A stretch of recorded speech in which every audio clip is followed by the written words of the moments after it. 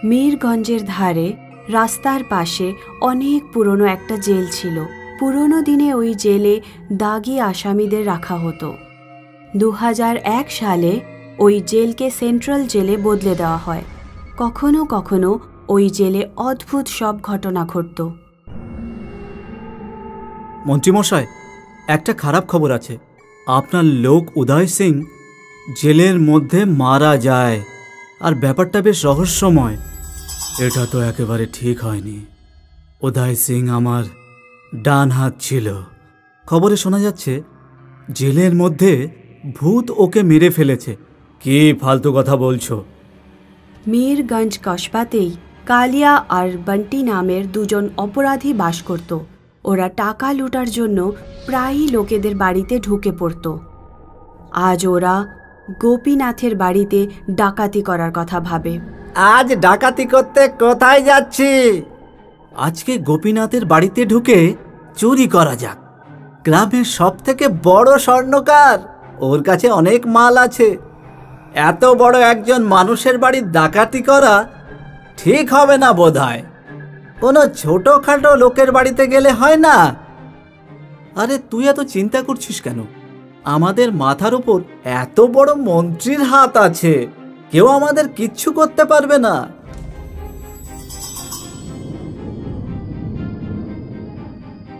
বাড়িতে যত সোনা দানা আছে আমাদের কাছে নিয়ে এসো। कालिया और बंटी गोपीनाथेर सब टाका लुटे नेय। तारपर तादेर लक्ष्य पड़े गोपीनाथेर बउएर गयनार ओपर। এই তোর গলার হারটাও আমাদের দে। তোমাদের টাকা চাই নিয়ে যাও, কিন্তু কিন্তু আমার বউয়ের গয়না এ তোমরা ছেড়ে দাও। गोपीनाथ बंटीर साथे तर्क शुरू करे। बंटी गुली चालाय और गोपीनाथ मारा जाए। कालिया और बंटी खूनेर अपराधे पुलिशेर हाथे धरा पड़े जाए। ইন্সপেক্টর, ব্যাস আমাদের একটা ফোন করতে দে। মন্ত্রী মশাই আমাদের বাঁচান, না হলে পরের ভোটে আপনার হয়ে কে কাজ করবে বলুন? শুধু চুরি করলে ছাড়িয়ে আনতাম, কিন্তু এত বড় ব্যবসায়ীকে তোমরা খুন করেছো, তাই কিছুদিন চুপচাপ জেলের মধ্যে থাকো। চিন্তা করো না, আমি তোমাদের দুজনকে ছাড়াবার ব্যবস্থা করছি। बंटी और कालिया बुझते पारलो जे जेलेर परिवेश खूब एकटा भालो नय। ओखाने प्राय कयेदी पागल हये जाय और देयाले निजेर माथा फाटाते थाके। एकदिन बंटी जखन टयलेटे गेल तखन टयलेटेर भेतर थेके एकटा हाथ बेरिये एलो और सेई हाथ पा धरे टयलेट सीटेर भेतरे टानते लागलो। বাঁচাও বাঁচাও! बंटी देयालेर पाशे गिये चुपचाप बसे पड़ल और हाँपते शुरू करे। तखनी देयालेर मध्य थेके दुटो हाथ बेरिये एलो और बंटीर गला टिपे धरल। হবলদার বাবু, আমার বন্ধুকে বাঁচাও! কে হলো রে? এত চিৎকার করছিস কেন? কোনো ভূত আমাকে পিছু নিয়েছে, আমাদের এখান থেকে অন্য কোথাও শিফট করিয়ে দাও। মুখ বন্ধ করে ঘুমিয়ে পড় আর আমাকেও ঘুমাতে দে, নাইলে লাঠি দিয়ে খুব মারবো বলে দিলাম। कालिया चित्कार करते थाके, किन्तु हाबिलदार ओर कोनो कथा शोने ना और घुमिए पड़े गिये।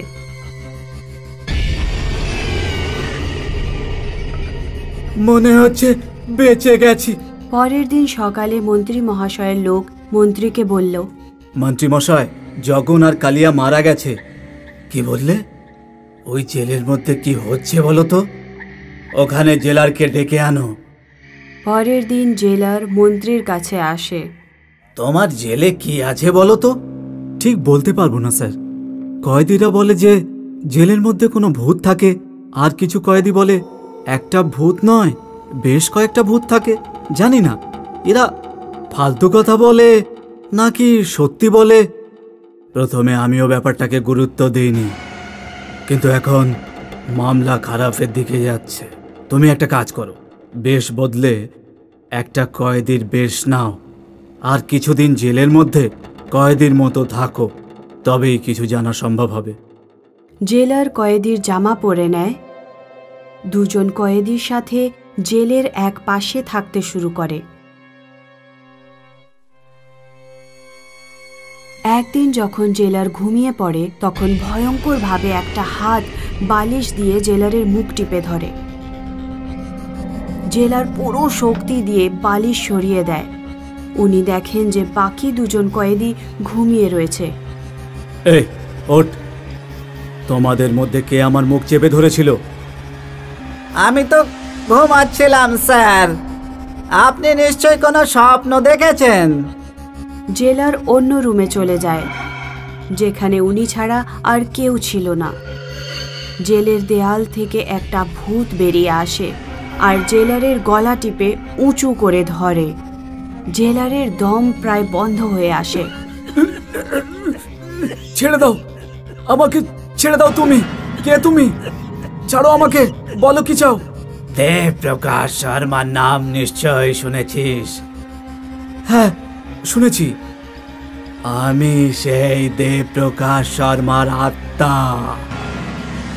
যাকে তুই ওই দুরাচারী মন্ত্রীর কথায় জেলের দেওয়াল থেকে ফেলে মেরে ফেলেছিলি, আর মিডিয়াকে বলেছিলি যে আমি আত্মহত্যা করেছি।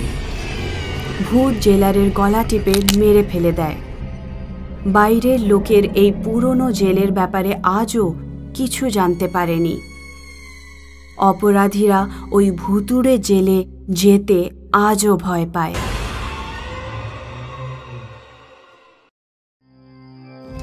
এখান থেকে শুরু হয় 12 বিঘার সীমানা। কথায় বলে 12 বিঘাতে কখনো কোনো অপরাধ হয় না, কারণ 12 বিঘাকে রক্ষা করে ইন্সপেক্টর দুর্গার ভূত, যে অপরাধীদের একেবারেই ছাড়ে না। গুন্ডা ভূতকে দেখে থরথর করে কাঁপতে থাকে। ক্ষমা করে দিন, আমার ভুল হয়ে গেছে। তোকে ক্ষমা করে দেব যাতে তুই কোনো মানুষের গলা কেটে দিতে পারিস? আমাকে টাকা দেওয়া হয়েছিল, আমি আমার নিজের পরিবারের জন্য এইসব কিছু করে থাকি।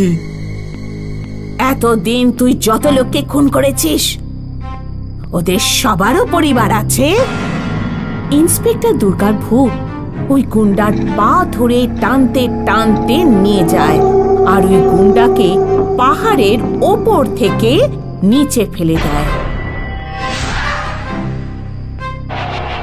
এটা আমার এলাকা, এখানে কোনো অপরাধী বেঁচে থাকতে পারবে না। এ হলো মুংলু, যে খুবই কুখ্যাত ডাকাত। হাইওয়েতে চলন্ত গাড়ি থামিয়ে ও লুটে নিয়ে লোকেদের মেরে ফেলে। এটাই হলো মুংলু স্টাইল।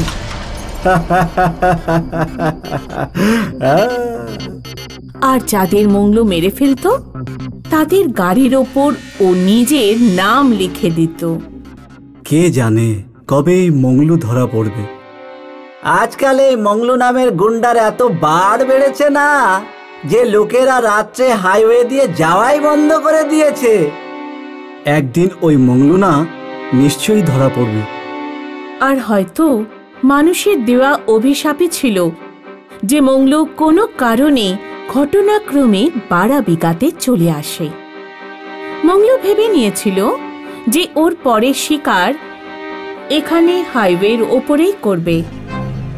আরও রাত হবার অপেক্ষায় থাকতে লাগলো। রাত হয়ে গেল, মংলু গাড়ির সামনে যাবে, তখন ওকে ইন্সপেক্টর দুর্গার ভূত শূন্যে তুলে নিয়ে গেল। যে গাড়িটাকে ও হামলা করতে চলেছিল সেই গাড়িটা ওখান থেকে সাবধানে চলে গেল। আমাকে নিচে নামাও, কেউ আমাকে নিচে নামাও। ইন্সপেক্টরের ভূত ওর সামনে চলে এলো। দুর্গাকে দেখে মংলুর চোখ ছানা বড়া হয়ে গেল। ভূত মংলুকে মাটিতে ফেলে দিল। কি হলো রে? তোর শিকার তো চলে গেল, এখনো পর্যন্ত তুই কাউকে মারতে ছাড়িসনি, এবার কি হবে? মংলু ওখান থেকে নিজের প্রাণ বাঁচানোর চেষ্টা করছিল। আমি তো শুনেছিলাম যে তুই কোনো পুলিশকে ভয় পাস না। হয়তো ভুল শুনেছিলাম, তুই তো ভিতর ডিম। দুর্গা মঙ্গলোর একেবারে কাছে চলে এলো। দুর্গা মঙ্গলোর চুলের মুঠি ধরে এক গাছ থেকে অন্য গাছে আছড়াতে লাগলো।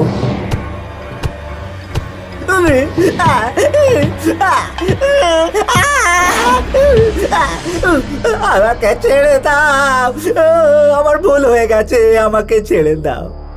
এইভাবে কত লোক তোর কাছে ক্ষমা চেয়েছিল, কিন্তু তুই কাউকে ছাড়িসনি, আর আমি তোকে কিভাবে ছাড়বো? ভূতনি মঙ্গলুর ঘাড় মটকে দিল, আর মঙ্গলুর কান আর নাক দিয়ে রক্ত বের হতে লাগলো।